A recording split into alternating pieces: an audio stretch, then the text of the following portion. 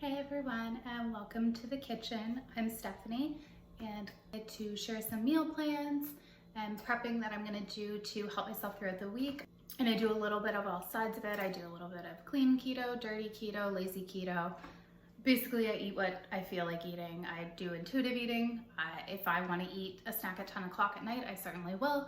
If I wake up first thing in the morning and I'm hungry, I'll eat breakfast. I don't do intermittent fasting. Sometimes if I'm not hungry, I will. I just kind of listen to my body. So I've been 6 months on keto and I've lost over 40 pounds. Super proud of that. And I mean, I've became a whole different person. And I don't mean that just in the way I look. It's a lot of what's inside and how I actually take care of my body versus how I used to. I do stick to my keto plan very well. But the biggest thing that helps me in sticking to that, of course, is doing the prepping over the weekend. Sometimes I do it in the evening. Just depends how my week works, but setting myself up to be prepared for the week is such a huge thing for me. So watch along and I'm gonna share everything with you guys. Also, if you wanna see what I eat in a day and follow along more in real time, if you go over to Instagram, I'll leave that linked down below. You guys can see what I'm eating on a daily basis. I try to share all of it there because I want to be able to inspire someone to take care of themselves. Whether you're keto, low carb, Weight Watchers, doesn't matter to me what you do. I just want you to be healthy and take care of yourself. So that's what I'm ultimately here to share. And I hope you guys have fun in this video. Let me know down below if you try any of these recipes and what you think. All right, we'll turn you around now and get to cooking. Just frying up some bacon. Like to have it cooked and ready on hand, whether we're just going to eat it by itself or actually add it to a meal. We're going to make some buffalo ground chicken zucchini boats. So I'm cooking up my ground chicken and I just use this little meat masher. I think this thing is great. If you don't have one, I would suggest picking one up. You can see how it just breaks everything apart really well. All right, so our ground chicken is all cooked up. I am going to take out half of this. I'm only going to use half a pound. I'm going to reserve the rest for another recipe. So to season that chicken, we're going to go in with some Dave's hot sauce, pour a little bit of that on. And I've learned recently that I do like food with a little kick. We're going to add some creamy ranch Epicure seasoning. This would be the same as buying like Hidden Valley Ranch or whatever cleaner ingredients in the Epicure, which is why I use it. So we'll sprinkle that in and mix that all together. And I'm telling you, this smells so good. I would eat the ground chicken just like this and add it to really anything. Ever since making this, it's become like a new favorite like spice to put together. So I'm sure I'll be using it in many other things coming up. So I have 2 zucchinis here that I hollowed out. I did try to use a melon baller first. You can see on that far one, it didn't go very well. And then I actually went with a baby spoon. Works really well, cleaned them out great. So now we're going to take that mixture and put them into the boats. And I went ahead and just had them really close together and just kind of filled it in. Next, we're going to get some shredded cheese. I'm using mozzarella. I don't think it'd be an issue to use any type of cheese you have in the house. Marble, if you had like a Tex-Mex or something, probably be really good on here. Now looking back, when I was taking those out, I wish I had have separated them a little bit more because I kind of had to try to like cut down in between them. So just something for advice for when you're making them. Then you're going to go ahead and pop those in the oven on 400 for about 30 minutes until they're nice and golden brown on the tops.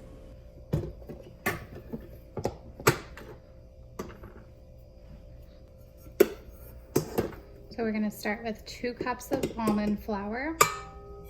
So 1 and 2. And then do erythritol, and we're going to go ahead with 1/3 of a cup.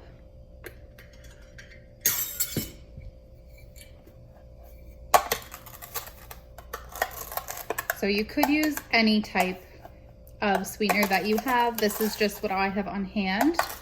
I did see the Lakantos at Costco though, so once that is gone, I'll probably pick that up because I know a lot of people really like the Lakantos monk fruit sweetener.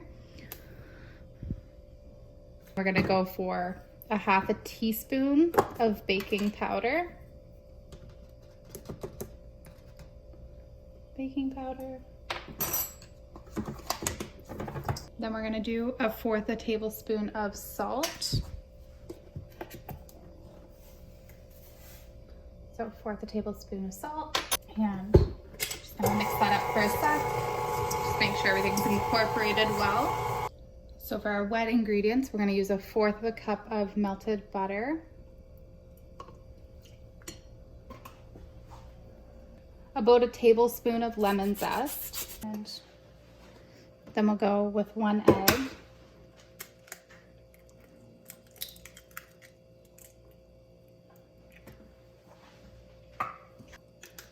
And then a teaspoon of vanilla. So there's a little more than a half. We'll mix that together.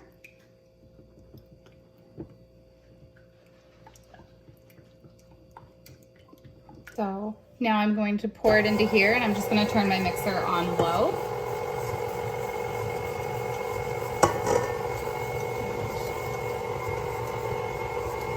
Scrape out the last little bit. We don't want to waste any. I can really smell the lemon now coming through.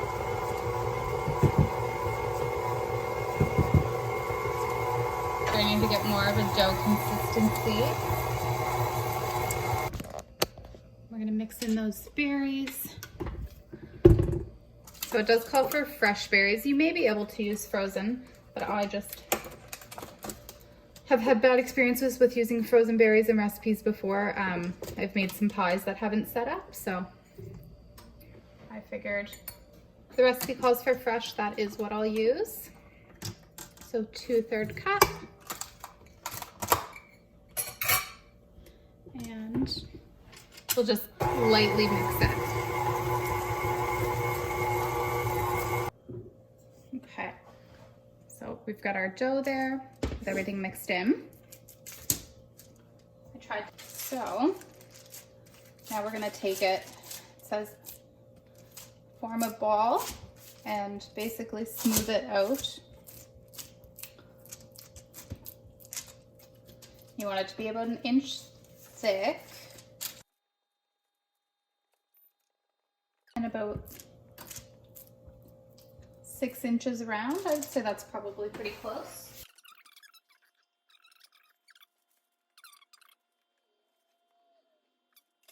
Now I'm just going to separate them. You want to make sure they're at least 1 inch apart from each other so that when they rise, maybe I could have cut towards the middle a little bit better.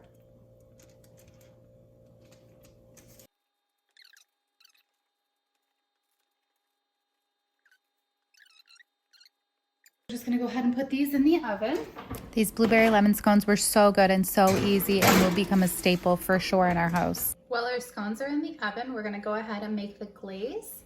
So our glaze is gonna be made up of sweetener, whipping cream, and lemon juice. So I'm just using the same lemon that I zested. And we're gonna go ahead with 1/4 cup of sweetener.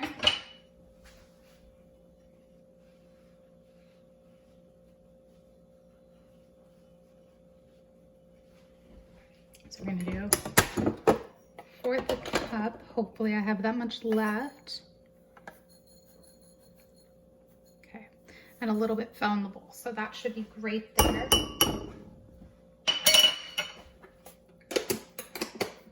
And then we're gonna do lemon juice. It says a tablespoon. I actually have this nice little juicer that we'll put in.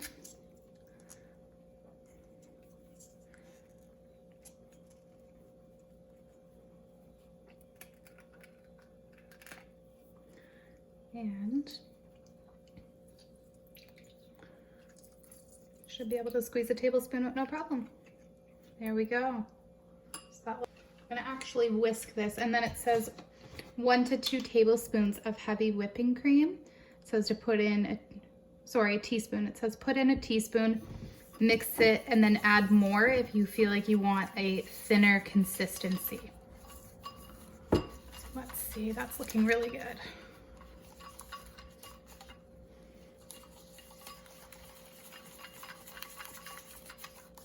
Oh, let's look. They're nice and golden brown. And I guess I didn't need the full 22 minutes. I might have been able to go with 20 just to have them a little less golden. So let's put that glaze on there.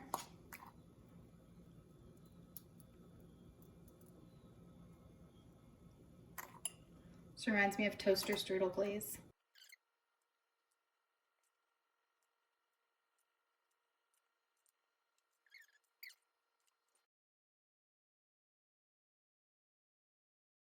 So we're gonna get started on our keto peanut butter fat bomb, and I'm gonna make a double batch. The recipe makes a single batch, so I'm gonna link that one down below. And if you guys feel like making a double like I do, because if I'm gonna everything dirty and go through the effort, I might as well make enough that I can bring to my coworker. So it calls for 2 tablespoons of peanut butter, so I'm going to do 4.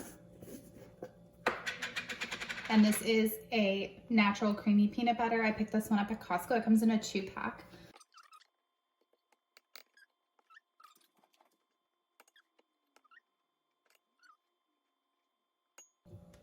So next we're gonna do 1 tablespoon of erythritol. So again, we're gonna double it. So we're gonna do 2. 1, 2.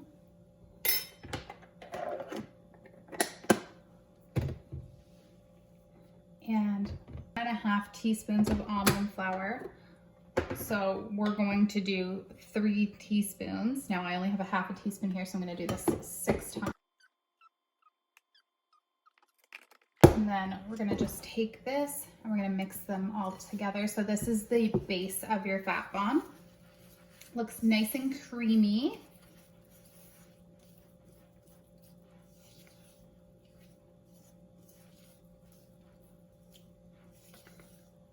Okay. Then we're gonna place that in the freezer for about 10 minutes so it can thicken up. Okay, so we have our dough back from the freezer. And it doesn't say exactly how big. It said to split that into 4, so I'm gonna try to split what we have into 8. Let's see, I'll do a little bit less than full.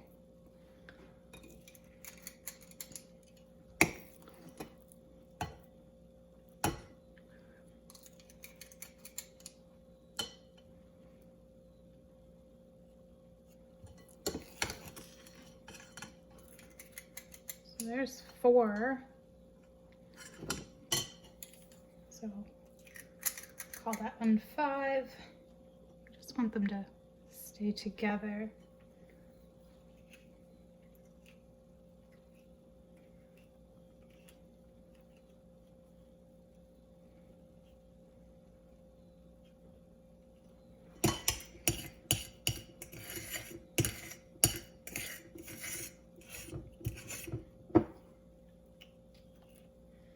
And then we'll put this last one right here.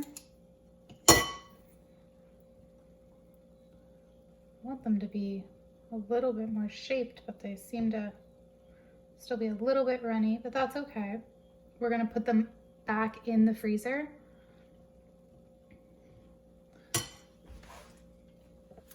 So we're gonna put these back now that those have been in the freezer for about 30 minutes, we're just gonna melt some sugar-free chocolate. So I did put this in for 30 seconds, 3 times, and now you can see it's nice and melted. And I'm just gonna make sure that's all melted and we don't have any clumps. So now we're just gonna dip them in. I did decide to roll them just to make them a little easier to deal with, more of a ball shape than a patty. And then at the very end, once I was done coating all of them, I did drizzle some peanut butter and some chopped up walnuts on the top. These were a really good, nice, easy snack. The next thing we made was just a really easy dish. I've got some frozen spinach and asparagus, cauliflower rice, put that all in a pan and started to cook that up. I did add some ground chicken I already had cooked up. This is what I put on for seasonings. I'm loving the ranch and the wing sauce as a dressing. It's so good. And of course some pink salt. I just wanted to sneak this sunrise in there. I thought it was so pretty. Now we're going to be making some blueberry truffles. So for these we used a cup of mozzarella, 2 tablespoons of almond flour, 3 tablespoons of blueberries, a tablespoon of cinnamon, 2 teaspoons of swerve, so any sweetener. I used erythritol, and 2 eggs. Then you're just going to go ahead, split it into 4 into your waffle iron, and cook for roughly 5 to 6 minutes per waffle. Once again, I just have to say I love this mini dash. It's just so easy. There we go, finished waffles. These were great. The next thing we have are some keto chicken nuggets.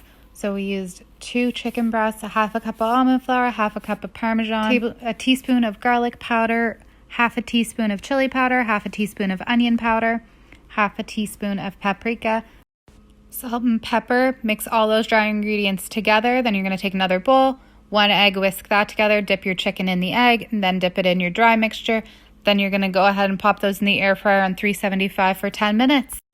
Thanks for watching. Don't forget to go subscribe, hit that notification bell, and follow me over on Instagram for up-to-date live what I'm eating.